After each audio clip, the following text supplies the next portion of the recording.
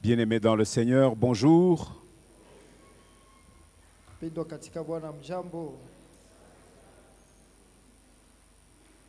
Bonjour bien-aimés, est-ce que vous êtes présents? Gloire au Seigneur. Que la grâce, la miséricorde et la paix vous soient pleinement renouvelées de la part de Dieu notre Père et de Christ Jésus, notre merveilleux Rédempteur. Amen, amen. Alléluia. Amen. On nous a proposé un bon thème d'adoration en nous rappelant que nous avons tout pleinement en Jésus. Lui qui est le chef de toute domination et de toute autorité.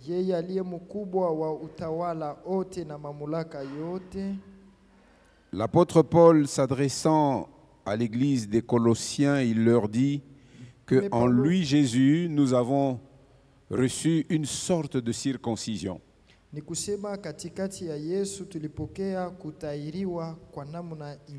Ce n'est pas une circoncision qui est faite avec la main de l'homme,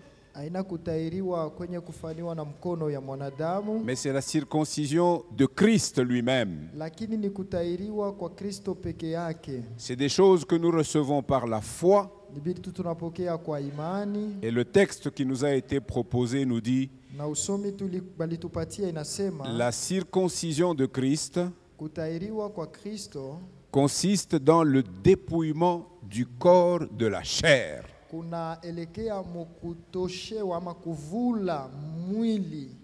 La circoncision de Christ constitue dans la mise à mort de la chair.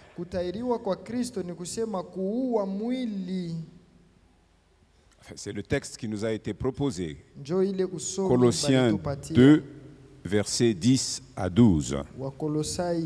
Pour ceux qui n'étaient pas avec nous au début de ce culte. Nous sommes reconnaissants au Seigneur aujourd'hui pour le souffle qui nous est renouvelé. Et pour toi, ma sœur, pour toi, mon frère, qui t'es disposé à venir à cette communion des frères et des sœurs, pour pouvoir sanctifier le nom de notre Sauveur, chanter ses louanges et proclamer aussi notre espérance comme l'a fait l'armée céleste.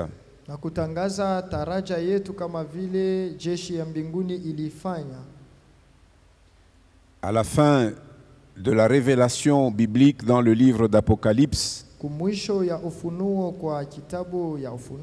Jésus dit: je viens bientôt. Et en réponse à cette proclamation, il est écrit que et l'Esprit et l'épouse disent: oui Seigneur, viens. Alléluia. Nous vivons donc dans l'attente de la venue de notre Sauveur. Et ces choses, nous les avons aussi rappelées le dimanche passé, où nous disions les disciples furent appelés chrétiens. Souvenez-vous, nous avions lu dans l'évangile de Matthieu la grande commission ou le grand ordre de mission que Jésus a laissé à ses disciples.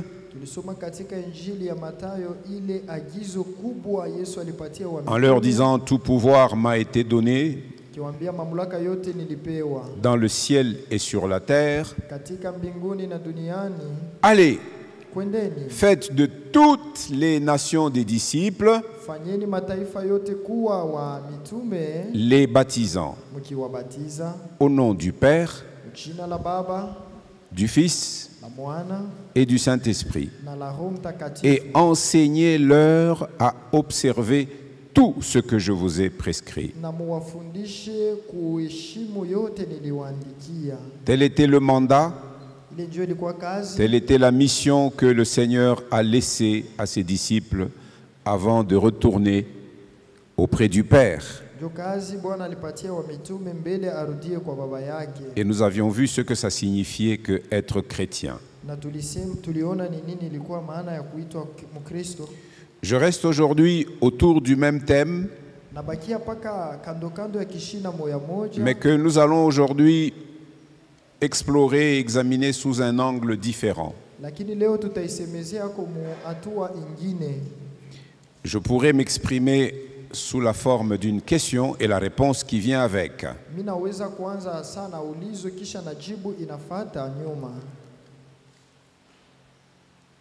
Nous sommes en train d'étudier en semaine le thème de l'assurance de notre salut.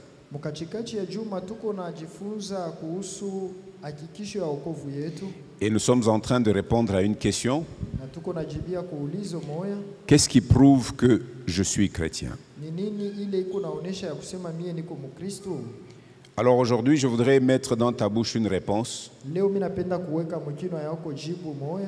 et que tu puisses considérer comment tu vis ta vie et voir si cette réponse colle avec ta vie. En fait, c'est une interpellation, c'est une exhortation, un encouragement à conformer notre vie à celui qui nous a éblouis. Nous avons bien chanté, hein? Hier, nous étions esclaves, nous étions des peureux, mais Jésus est venu nous racheter de tout cela. Il nous a donné une identité, celle d'enfant de Dieu. Alors, aujourd'hui, la question est la suivante. La preuve que je suis chrétien.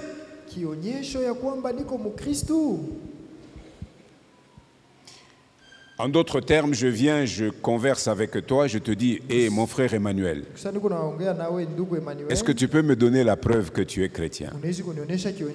Alors lui, il me dit, la preuve que je suis chrétien. Donc il termine par un point d'interrogation. Écris ça comme ça. La preuve que je suis chrétien. Tu réfléchis et tu vois des choses en toi qui te prouvent que tu es chrétien. Quelle est cette chose? Mon amour pour les perdus et pour les autres chrétiens. Ah, ça c'est une preuve imparable. Mon amour pour les perdus et pour les autres chrétiens.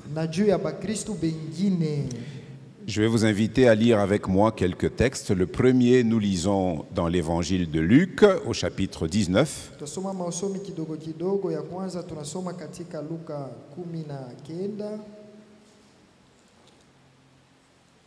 De 1 à 10.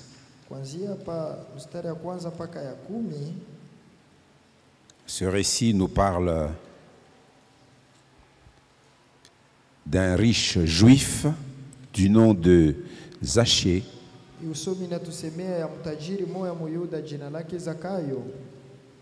mais qui fut au service de l'envahisseur, de l'empereur romain, de l'Empire romain. Et il était le collecteur des impôts pour le trésor de César. Zachée le publicain. Nous lisons Luc chapitre 19 du 1er au 10e verset. Jésus, étant entré dans Jéricho, traversait la ville.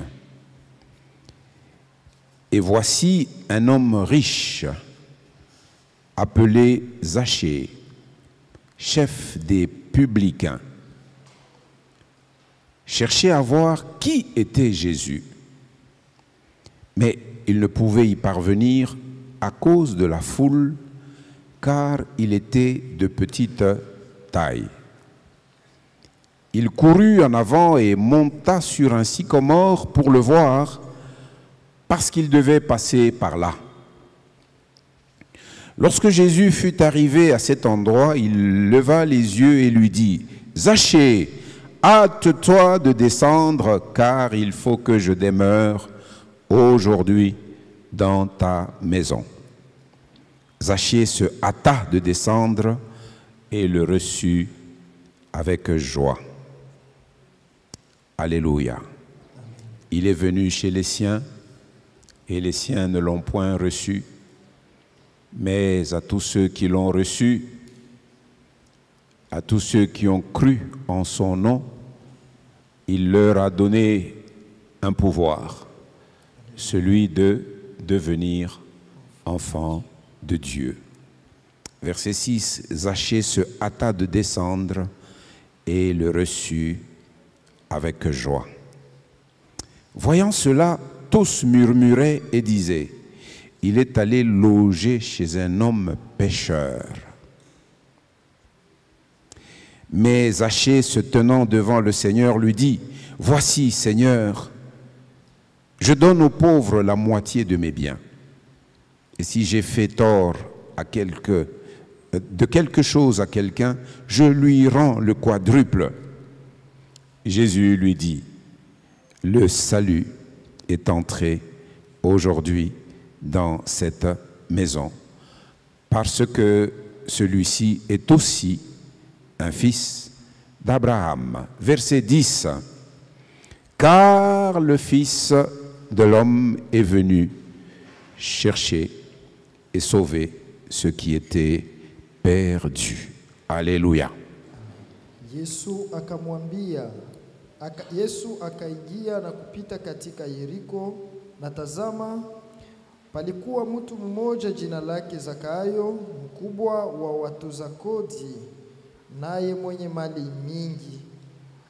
Akatafuta kumwona Yesu ni nani, lakini hakuweza kwa sababu ya makutano, maana alikuwa mfupi. Akatangulia mbio, akapanda juu ya mkuyu apate kumuona, kwa sababu alitaka kupita njia ile. Na Yesu alipofika mahali pale, akatazama juu, akamwona, akamwambia, Zakayo, shuka mbio, sababu imepasa kukaa nyumbani mwako leo. Akashuka upesi, akampokea kwa furaha. Wakati walipoona, wote walinung'unika wakisema, ameingia kukaa kwa mtu mwenye dhambi. Zakayo akasimama akamwambia Bwana, tazama Bwana, nusu ya mali zangu nimewapa maskini, na kama nimetwaa kitu cha mtu kwa kumsingizia uongo, ninamrudishia mara 4. Yesu akamwambia, leo wokovu umefika nyumbani hii, kwani yeye ni mwana wa Abrahamu vile vile. Maana mwana wa watu alikuja kutafuta na kuokoa yule aliyepotea. Amina. Alléluia. Nous lisons un deuxième verset, Romains chapitre 10, l'épître de Paul aux Romains, chapitre 10, le premier verset. Romains 10, 1. Ici, c'est Paul qui parle, s'adressant aux chrétiens de Rome, il leur dit ceci. Frères, le vœu de mon cœur et ma prière à Dieu pour eux, c'est qu'ils soient sauvés. Pour eux, c'est-à-dire les Israélites. Le vœu de mon cœur et ma prière pour les Israélites, c'est qu'ils soient sauvés. Ndugu, kutaka kwa moyo wangu na maombi yangu kwa Mungu kwa ajili ya Waisraeli ni hivi, waokolewe. Une deuxième lecture un peu longue, c'est la première lettre de Paul à Timothée, 1 Timothée, chapitre 2. Kwanza sura ya pili.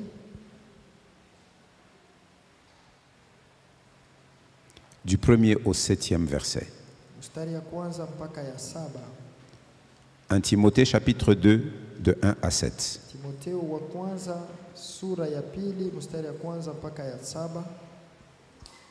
J'exhorte donc avant toute chose à faire des prières, des supplications, des requêtes, des actions de grâce pour tous les hommes, pour les rois et pour tous ceux qui sont élevés en dignité, afin que nous menions une vie paisible et tranquille en toute piété et honnêteté. Cela est bon et agréable devant Dieu notre Sauveur. Verset 4, qui veut que tous les hommes soient sauvés et parviennent à la connaissance de la vérité. Car il y a un seul Dieu et aussi un seul médiateur entre Dieu et les hommes, Jésus-Christ, homme, qui s'est donné lui-même en rançon pour tous. C'est là le témoignage rendu en son propre temps. Verset 7, et pour lequel j'ai été établi prédicateur et apôtre. Paul précise ici, je dis la vérité, je ne mens pas. Et il continue, et pour lequel j'ai été établi prédicateur et apôtre, chargé d'instruire les païens dans la foi et la vérité. Alléluia. Basi, ninaonya mbele ya maneno yote, kuomba na kusii na kuombea na kushukuru kufanyike kwa ajili ya watu wote, kwa wafalme na kwa wote wenye mamlaka, kuishi maisha ya kimya na salama katika utawa wote na upole. Kwa sababu hii ni zuri na la kukubaliwa mbele ya Mungu na Mwokozi wetu, anayetaka watu wote waokolewe na kupata kujua sana yaliyo kweli. Kwa sababu Mungu ni mmoja tu, na mpatanishi katikati ya Mungu na watu ni mmoja, yule mtu Kristo Yesu, aliyejitoa mwenyewe kuwa ukombozi kwa ajili ya wote, utakaoshuhudiwa kwa wakati wake.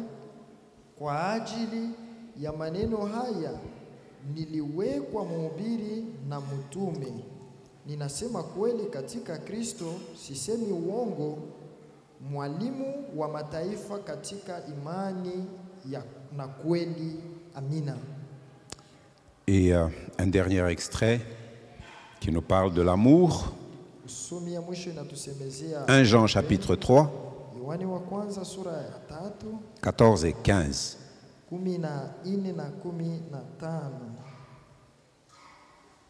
Yohani wa kwanza sura ya 3 mustari 14 na 15. Ah ben, je l'ai dit en swahili pour que tu le redises en français. 1 Jean chapitre 3 versets 14 et 15. Eh, très bien. Alléluia. Amen. Nous savons que nous sommes passés de la mort à la vie. Voilà un test diagnostique de la vie véritable. Nous savons que nous sommes passés de la mort à la vie parce que nous aimons les frères. Celui qui n'aime pas demeure dans la mort. 15. Quiconque hait son frère est un meurtrier. Et vous savez qu'aucun meurtrier n'a la vie éternelle demeurant en lui. Alléluia. Sisi tunajua ya kuwa tumepita toka mauti kuingia uzima. Kwa maana tunapenda ndugu. Yeye asiyependa anakaa katika mauti. Kila mtu anayechukia ndugu yake ni muuaji. Nanyi mnajua ya kuwa kila muuaji ana uzima wa milele ukikaa ndani yake. Amina. Depuis quelque temps, nous sommes en train, comme je le disais, de répondre à cette question: qu'est-ce qui prouve que je suis chrétien?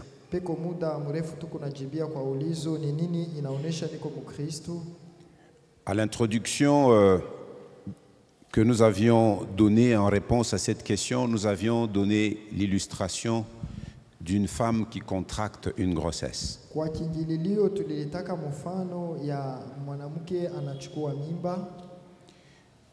Sentant quelques changements dans le corps,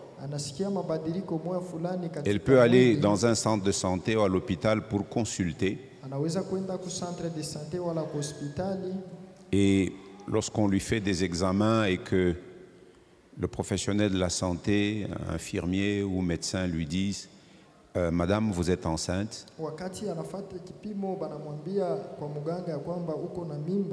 Cette femme étant mariée, elle et son mari vont se réjouir de cette situation. Et ils vont adopter un comportement, une attitude pour que cette grossesse puisse aller jusqu'à son terme.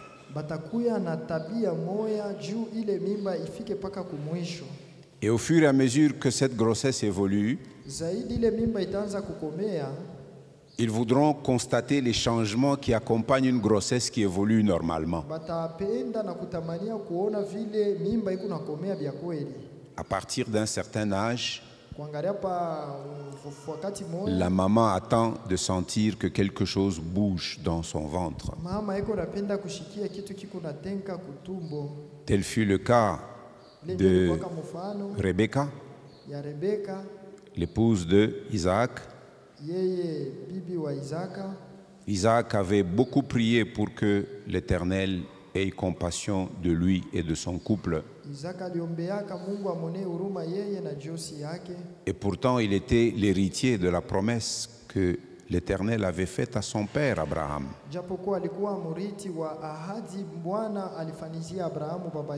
J'ouvre une petite parenthèse. Tu peux être l'héritier d'une des meilleures promesses possibles. Mais pendant que tu es sur la terre, tu peux connaître des épreuves. Tout ne sera pas toujours facile.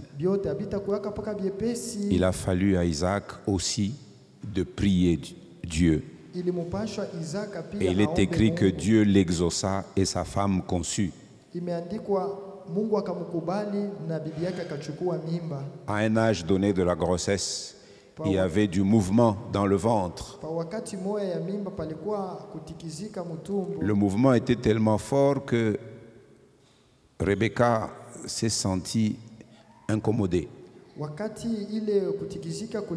Elle dit: mais si c'est comme ça, oh là là là, il n'y a pas de plaisir à être enceinte.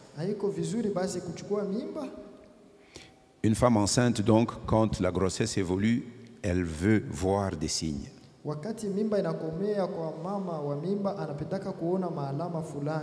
Je crois que Sarah s'était cachée pendant longtemps. La même chose pour Élisabeth, la mère de Jean-Baptiste. Elle aussi, elle s'était cachée parce que c'est dans la vieillesse que ces deux dames-là ont conçu. Mais vous pouvez cacher, mais à un moment donné, la proéminence du ventre fera voir à tous les gens autour de vous que voilà, cette femme-là, elle est enceinte. Il en est de même de la vie chrétienne. Tu peux avoir cette vie en toi, mais il n'y a aucun signe qu'on voit. Mais si tu es chrétien et que tu persévères dans cette vie, Tôt ou tard, on en verra les signes. Il y a d'abord des signes que toi-même tu dois avoir avant que d'autres en dehors voient. Et les signes dont nous sommes en train de parler, c'est des signes qui nous permettent de nous juger nous-mêmes, pas de juger mon prochain que huyu mupagano ana mukristo hapana. Wewe uliangalia mbele wewe mwenyewe, est-ce que wewe ni mukristo wewe? Hapana, mbele ya kuangalia jirani ujiangalie peke yako wewe. Na ile maalama tuko nasemea inatuelekea sisi wenyewe. Nous regardons à notre fond intérieur et nous disons, est-ce que je suis réellement chrétien? Ne regarde pas d'abord le prochain. Et dans nos réponses, nous disions que un des premiers traits, c'est que j'ai la conscience que Dieu est mon Père céleste. Dans les cantiques, nous l'avons chanté par Jésus, nous sommes adoptés dans la famille de Dieu, nous sommes enfants de Dieu. Si je suis chrétien, je n'aurai plus besoin que quelqu'un me le dise. J'aurai moi-même cette vive conscience que Dieu est mon Père céleste.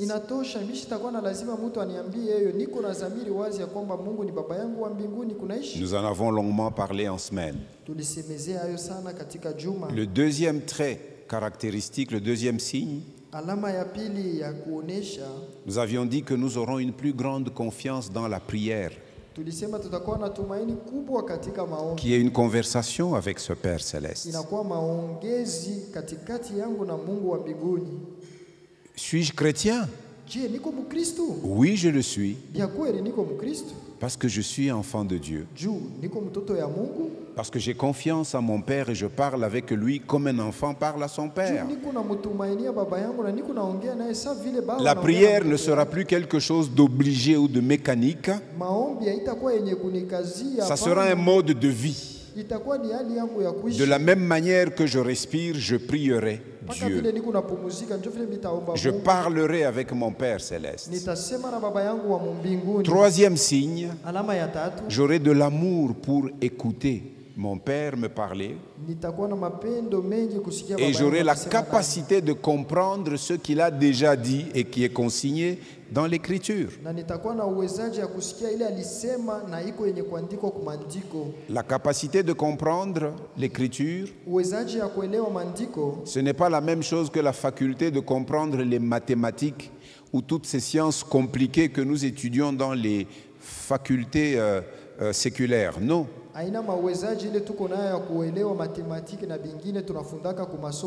C'est une capacité qui nous vient du Saint-Esprit. Il leur ouvrit l'esprit afin qu'ils comprissent les Écritures. Quel que soit notre degré d'instruction, quand nous nous repentons et que nous tournons nos cœurs vers Dieu, l'Esprit de Jésus nous régénère. Et il met en nous cette faculté, cette capacité nouvelle à comprendre l'Écriture. Nous avons dit que nous avons tous reçu l'onction. Et nous avons de la connaissance.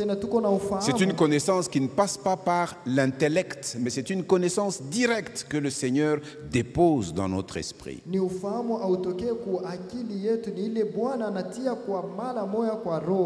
La capacité de comprendre l'Écriture, c'est un signe qui me montre à moi-même que je suis chrétien. Ces choses que je lisais sans les comprendre, comme l'eunuque éthiopien, mais étant en Christ, l'Esprit de Christ m'enseigne. Il vous conduira dans toute la vérité. Il vous enseignera toutes choses. L'Esprit enseigne aux chrétiens. Alléluia. Quatrième signe que nous avons vu, nous prenons conscience de la gravité du péché. Pourquoi Jésus est venu? Il est venu pour ôter les péchés. Il est venu pour détruire les œuvres du diable. Il est venu pour payer de sa propre vie la rançon qui nous a obtenu la liberté et la délivrance. S'il a payé pour le péché, je dois prendre conscience, et j'ai conscience que s'il a quitté le ciel et il est venu pour que moi je suis délivré du péché, c'est que le péché est quelque chose de grave.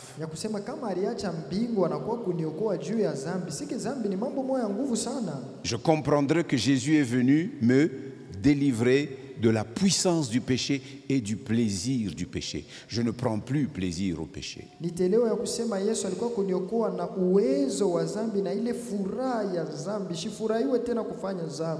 Et aujourd'hui, nous voulons parler de l'amour.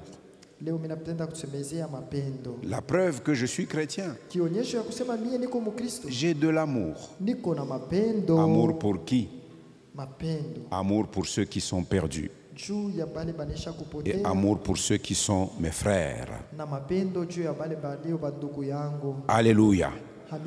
En tant que chrétien, mon amour doit s'exprimer de la même manière que celui de Christ.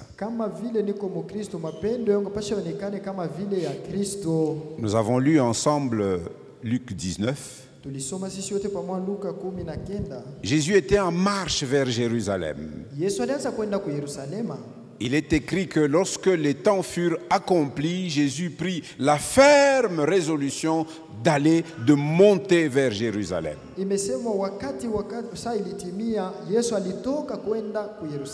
Jérusalem est une ville construite sur la colline de Sion, sur le mont de Sion. Et tout alentour, les gens, quand ils venaient à Jérusalem, ils allaient vers une montée.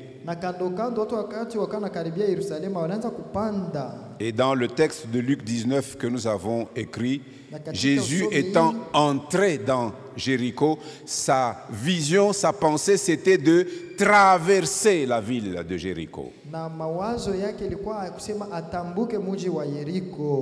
Et cela, c'était déjà quelques jours avant sa crucifixion en dehors de Jérusalem. Mais nous voyons que même si Jésus savait qu'il allait vers sa crucifixion, il avait encore dans le cœur et dans la pensée d'être à la recherche des perdus afin de les sauver. C'est ce que nous avons lu dans Luc 19, verset 10. Et tel était le but de sa venue sur la terre. Jésus est venu chercher et sauver tous ceux qui étaient perdus.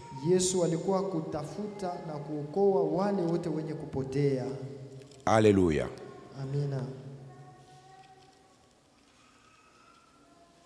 Nous pouvons voir une des paraboles que lui-même avait données dans Luc chapitre 15.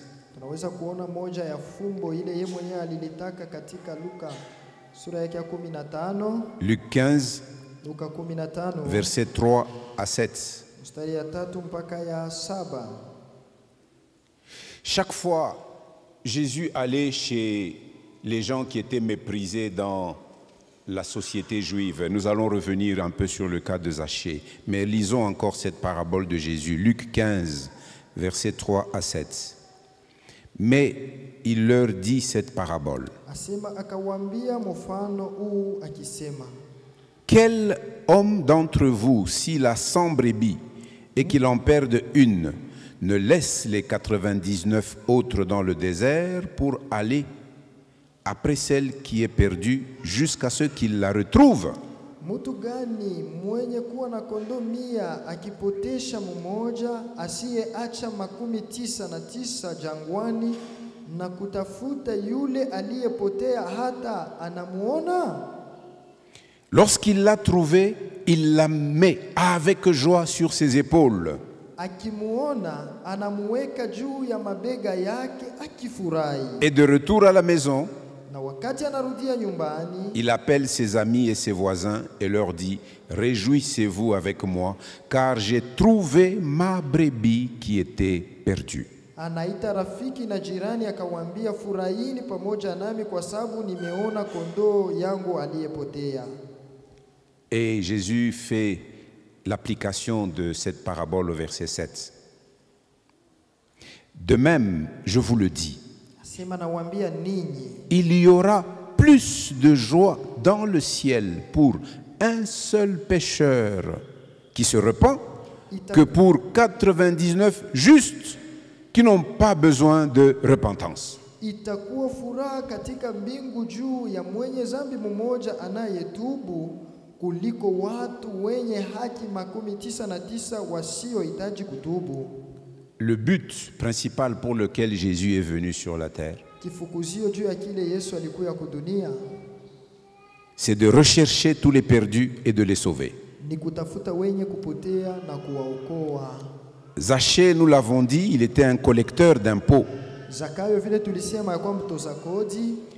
Et il gagnait sa vie en collectant, en prélevant plus que ceux qui lui devaient pour le trésor. Ceux qui étaient pour le trésor étaient connus, mais comme lui, il avait le bâton, il dit « Eh, utari pas autant », un peu comme on fait dans certaines de nos administrations. On ne connaît jamais les prix officiels qu'il faut payer. Les agents, là, c'est eux qui te regardent, ils te jaugent, ils disent « Il est papier ni autant ». Et nous donnons. Quand nous donnons, c'est eux-mêmes qui vont payer au trésor. Quand on te remet le papier, tu regardes, eh, mais 1500. Non, il est 1500 barikomba, mais mon trésor ni 200 bouli. Il est 1300 ni ayoulu ni aoule, aribeba. C'est le travail que faisait Zachée. Il prélevait plus qu'il devait. Et c'est la raison pour laquelle les percepteurs des taxes pour l'Empire romain, comme ce fut le cas de Zachée. Zachée, lui, c'était même le chef des percepteurs. Donc, si les autres percepteurs faisaient ça, le chef, il avait un trésor beaucoup plus important. Il est dit qu'il était leur chef. C'est pour ça, directeur ou percepteur, il y a un impôt. C'est pourquoi on nous dit qu'il était un homme riche.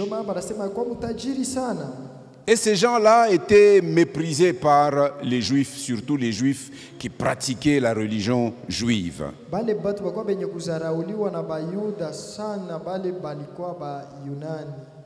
Mais nous voyons que malgré que les Juifs méprisaient cette catégorie de personnes,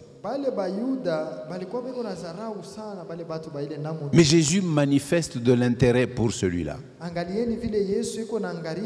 Jésus a vu le désir qu'il y avait dans le cœur de cet homme, qui désirait voir Jésus. Il y avait devant lui deux obstacles, la grande foule qu'il y avait et sa taille. Il était petit.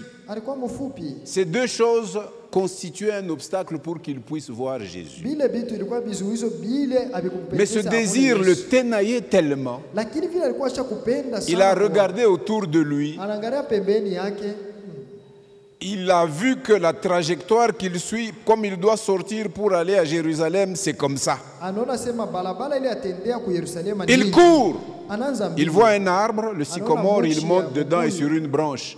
Et il se met bien là, il dit, certainement, quand il passera ici, au moins une fois, mes yeux verront Jésus.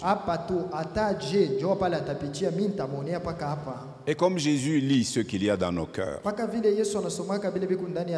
il arrive à hauteur de l'arbre où il était dit, Zachée, hâte-toi de descendre. Car il faut qu'aujourd'hui, je demeure dans ta maison. Et donc, à cause de Zachée, Jésus a changé son programme. À cause d'un perdu, Jésus change son programme. Parce qu'il ne veut pas qu'un seul des perdus reste perdu. Alors, cet intérêt de Jésus pour Zachée nous exhorte, toi et moi, C'est un enseignement pour toi et pour moi. Nous devons aussi porter l'évangile aux indésirables de notre société.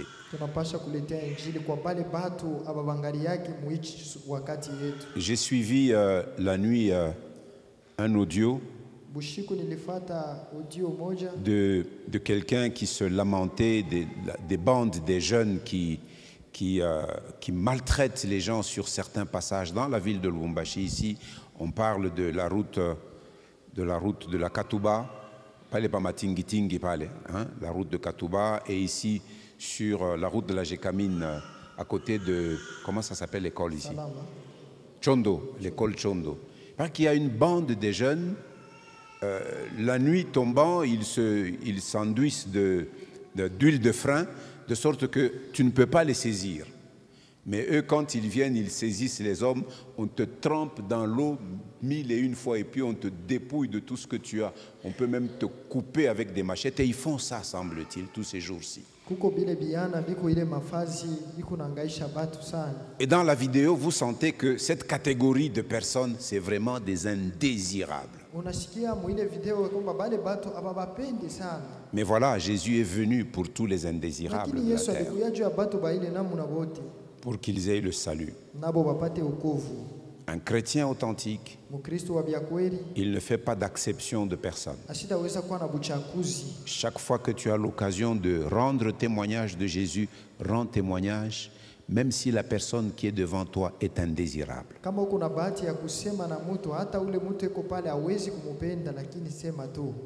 Jésus nous a dit dans Luc 15 qu'au ciel, il y a plus de joie lorsque un seul indésirable se repent, que pour 99 autres qui n'ont pas besoin de repentance.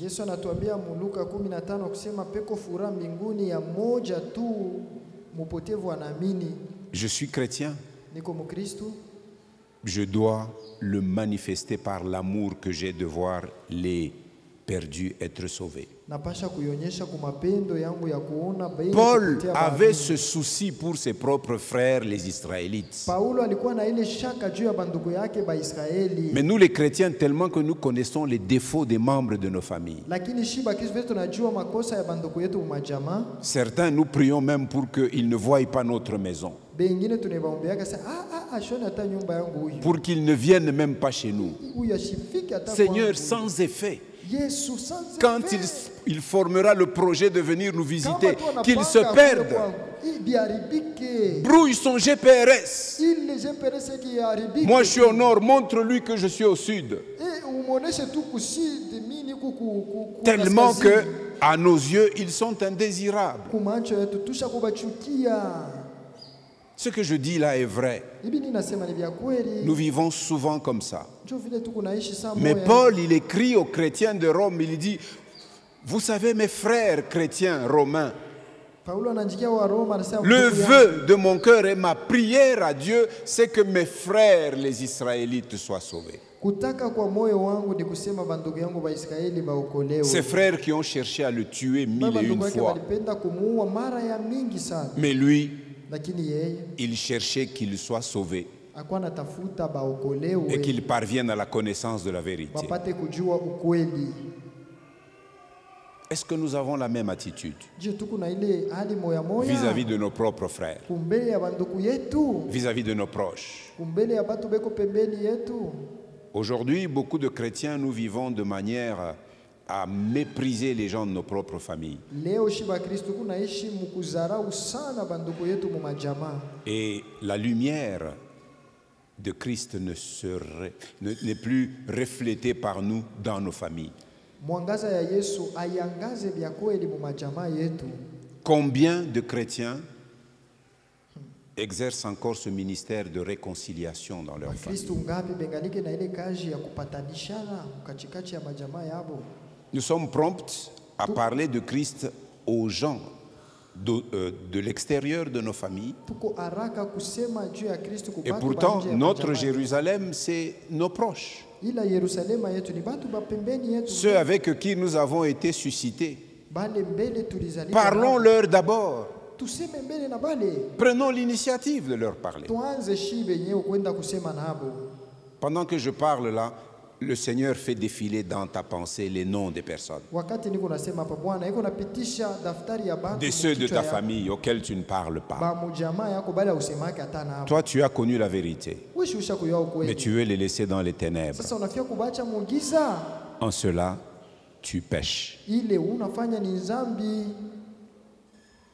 La preuve que je suis chrétien, j'ai l'amour pour les perdus. Et premièrement, comme Paul le dit, pour ses propres frères, pour les proches de ta famille. Hendrik, kama unalamuka, anza kufanya inventaire. Est-ce que bantu bote basha kushikia injili mu famille yangu? Est-ce que tout le monde a déjà écouté l'évangile dans ma famille? Est-ce que bantu bote basha kushikia injili? Surtout ceux-là que le Seigneur envoie vers chez toi. Nous nous sommes donnés comme discipline, n'est-ce pas, frère Arsène? Toutes les personnes qui viennent au bureau pastoral, nous les écoutons d'abord pour savoir pourquoi ils viennent nous voir, mais nous nous soucions de savoir s'ils ont la vie que nous avons. S'ils ne l'ont pas, pendant qu'ils parlent, je prie pour son cœur. Et puis je lui expose le plan du salut. J'ai résolu de faire la même chose dans ma famille. Nous avons des relations difficiles parfois avec certaines personnes dans nos familles. Parfois nos propres sœurs, nos propres frères de sang. Mais chaque fois que le Seigneur nous donne l'occasion, nous devons leur parler. Alléluia. Si nous faisons comme ça, nous amassons des trésors là-haut. Il y a des familles où les gens font semblant de se réconcilier quand il y a un deuil. Mais après le deuil, chacun rentre dans son coin et chacun est terré dans son coin. Mais dans les assemblées comme aujourd'hui, nous tous nous levons les mains. Levons les mains pour adorer le Seigneur. Le Seigneur regarde et il dit ton adoration là, en fait, ce n'est pas à moi que tu l'adresses. Tu es en train de te séduire toi-même. Mais ton propre frère là, qu'est-ce que tu en fais? Paul, il dit, le Seigneur l'a mandaté. Il l'a choisi, comme Jésus lui a dit, je t'ai choisi du milieu de ce peuple, c'est-à-dire du milieu des Israélites et du milieu des païens vers lesquels je t'envoie. Les Juifs n'avaient pas de relation, ils méprisaient les autres nations.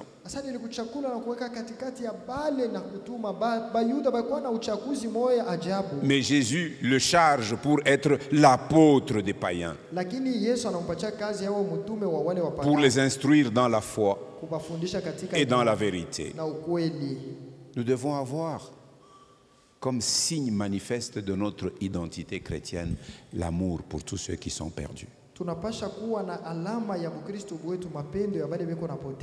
Et une église qui n'envoie pas de missionnaires est une église qui ne voit pas. Nous sommes aveugles si nous n'envoyons pas. Nous devons continuer la mission du Seigneur. C'est l'un des rôles principaux de l'Église sur la terre. Dans les doctrines de base, nous parlerons de l'Église vers la fin de l'année. Nous verrons d'après les Écritures ce qu'est censé être l'Église du Seigneur Jésus-Christ et ce qu'elle est censée faire. Il y a un contenu.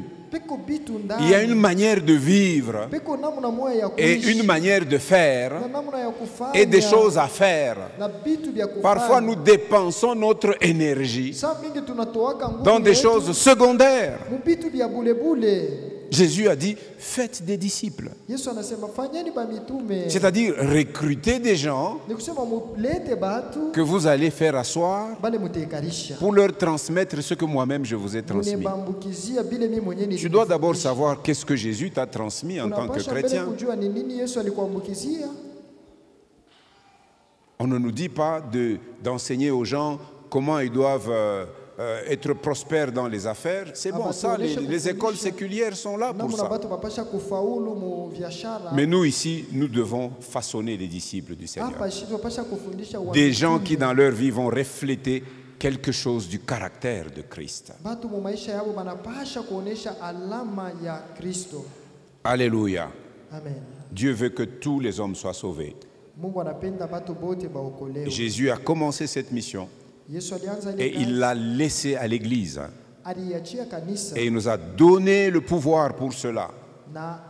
Le Saint-Esprit est avec nous. Vous recevrez une puissance et vous serez mes témoins. Le premier cercle devait commencer par Jérusalem. Il devait balayer toute la Judée. Il devait aller en Samarie. Et de la Samarie, il devait sortir de la Palestine jusqu'aux extrémités de la terre. Si toi et moi aujourd'hui nous sommes chrétiens, c'est parce qu'il y a des hommes qui sont venus de très loin pour nous apporter ce message.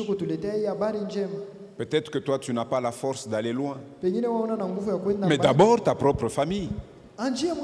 C'est une opportunité que Dieu te donne d'être son témoin.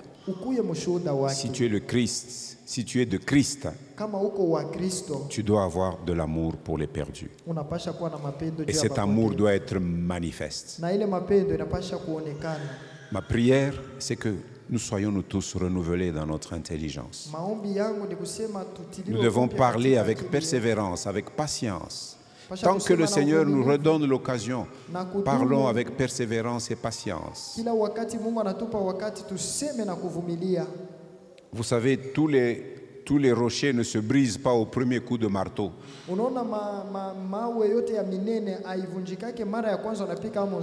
Il y a des rochers fragiles. Dès que tu donnes un coup, pouf, ça explose. Mais il y en a d'autres, il faut un grand nombre de coups. Continuons à témoigner de Jésus. Mais deuxièmement, si je suis chrétien, je dois avoir de l'amour pour d'autres chrétiens. Regardez comment nous vivons aujourd'hui dans les assemblées. Un esprit de division et un esprit partisan.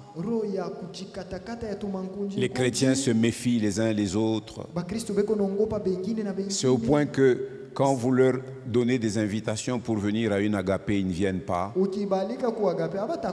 Parce qu'ils disent, il faut être souple. Bah, poison, attends, nabakanisa inakuwako. Même dans l'église, il y a du poison.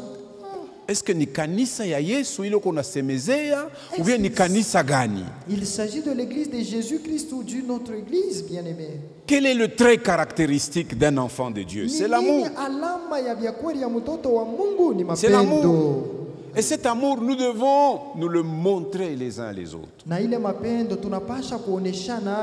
L'église primitive a persévéré dans la communion fraternelle. Les membres de l'église vivaient ensemble. On dit que dans leur maison, ils partageaient leur pain avec joie dans la simplicité, avec simplicité de cœur.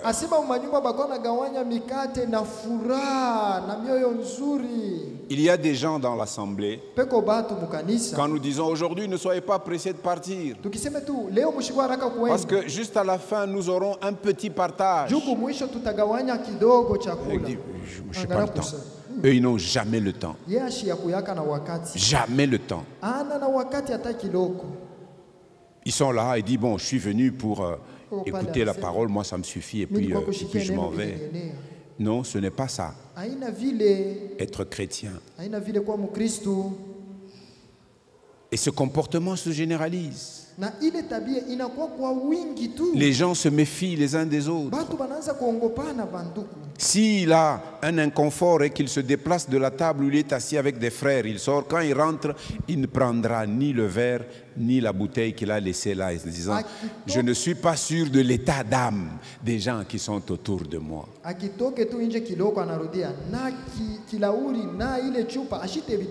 C'est devenu un langage des chrétiens aujourd'hui, état d'âme, état d'âme, état d'âme.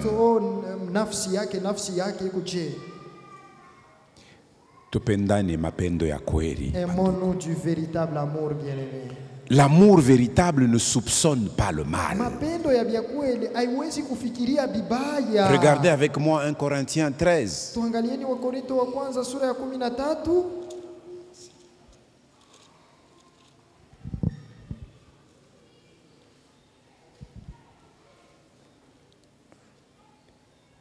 À partir du verset 4, on nous donne les caractéristiques de l'amour. Cet amour divin que le Saint-Esprit a versé dans notre cœur pour nous donner une espérance vivante.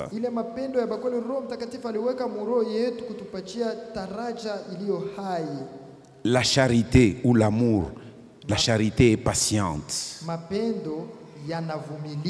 Elle est pleine de bonté. Nous devons être bons les uns envers les autres en tant que frères et sœurs.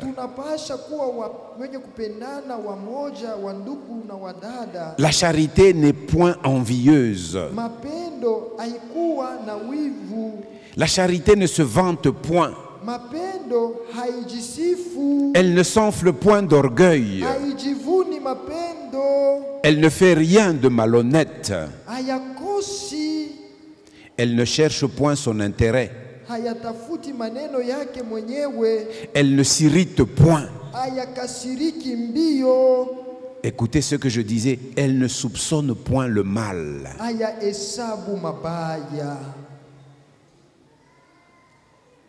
Elle ne se réjouit point de l'injustice. Combien de prétendus prophètes ne recevons-nous pas? Je viens avec votre message. Moi, j'en ai déjà reçu des centaines et des centaines. Je viens avec votre message. Le Seigneur m'a dit, ces jours-ci, vous aurez des invitations. N'y allez pas. N'allez pas manger. Il y a déjà un complot pour vous tuer. Mais nous avons chanté tout à l'heure que je ne suis plus esclave de la peur. Mais dans notre vie, nous prouvons le contraire, que nous sommes toujours peureux.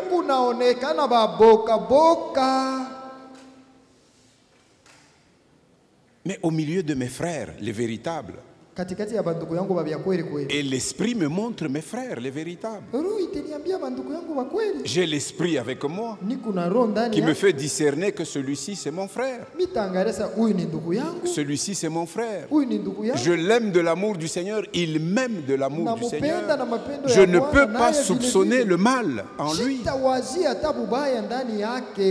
De toutes les manières, les jours des vies qui me sont destinés, c'est le Seigneur qui les a fixés. Personne n'enlèvera un jour sur mon quota. Personne. Le jour où je partirai de la terre, c'est le jour que le Seigneur a fixé. Mais pour ce qui est de la communion fraternelle, ils partageaient leur repas dans leur maison avec simplicité de cœur. Mais aujourd'hui, nous soupçonnons le mal partout.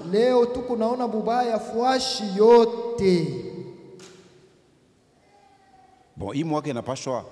Musée Jean-Claude, musée Bertin, il n'a pas choix de faire qui a gapé qui moi qui n'est né moi.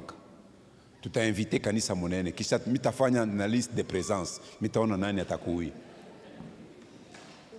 Je vous avertirai un mois à l'avance pour que vous n'ayez pas de rendez-vous ce jour-là. Nous le ferons avec simplicité de cœur.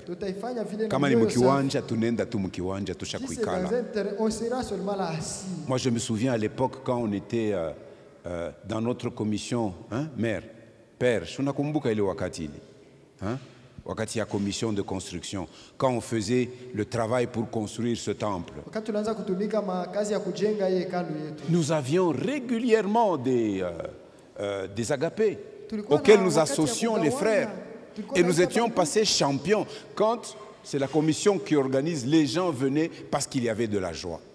Il y avait un véritable partage. Mais aujourd'hui, vous ne vous invitez même pas. Que quelqu'un lève le doigt dans cette salle qui me dit « J'ai déjà invité tel frère, tel frère, tel frère à venir un jour manger avec moi chez moi. » Ils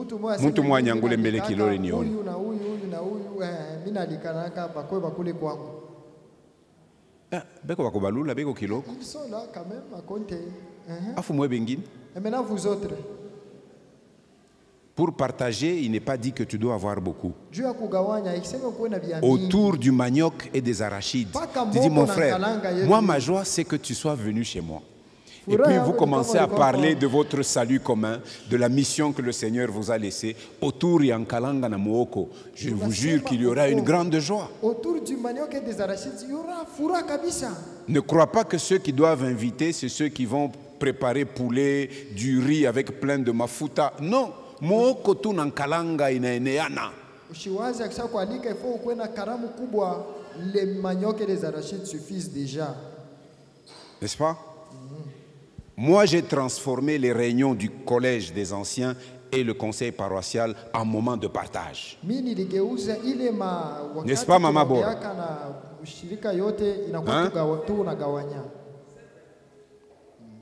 Et il y a une leçon derrière. C'est pour que nous ayons à nous faire confiance les uns les autres. Mon frère peut aller déboucher la bouteille là-bas, il me l'amène, je boirai.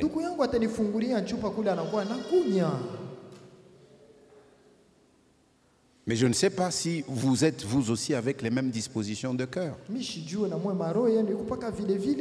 ne devons pas soupçonner le mal si nous sommes des véritables chrétiens. Elle ne soupçonne point le mal. Elle ne se réjouit point de l'injustice, mais elle se réjouit de la vérité.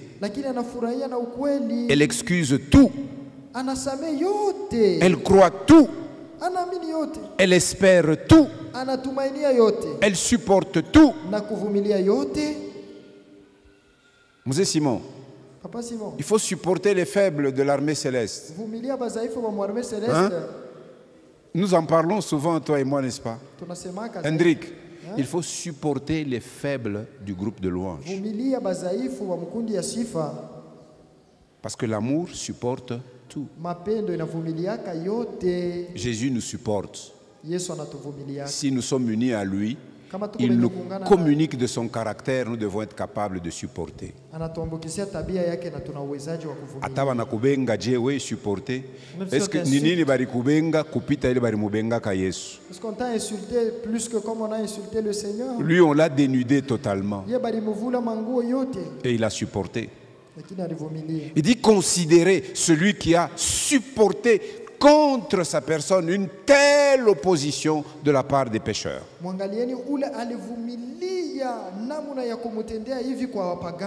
Même quand nous suspendons les gens, Hendrik, même quand nous suspendons les gens, l'objectif n'est pas qu'ils restent éternellement suspendus. Nous espérons qu'ils tirent la leçon de cette suspension, qu'ils s'amendent, qu'ils se relèvent de cette chute et qu'ils continuent leur marche. Ça prouve que nous sommes des chrétiens. Lorsque tous nos actes sont empreints d'amour.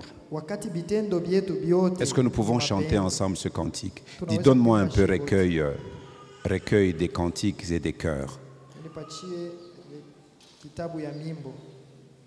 Tous unis en esprit, tous unis en Jésus, tous unis en esprit, tous unis en Jésus. Nous prions que bientôt ce qui divise ne soit plus, et le monde saura que nous sommes chrétiens par l'amour dont nos actes sont. Comment le monde saura-t-il que nous sommes chrétiens? Par l'amour dont nos actes sont empreints. Tous les actes que nous posons ont comme mobile l'amour.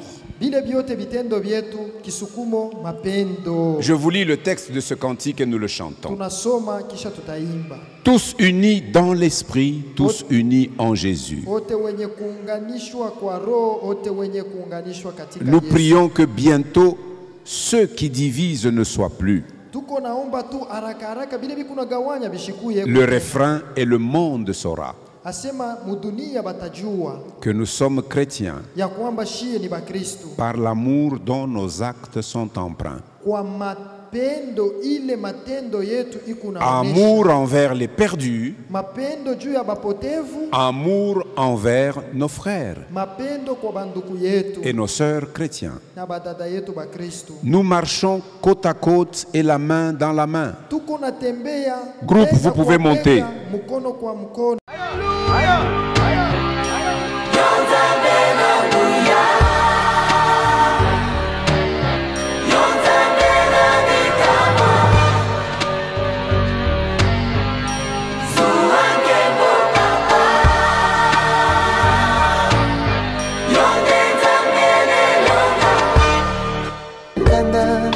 Lokola ntambo akongoloma solo alingi ndekoboma opanza pe koyiba bontango na ye tikali moke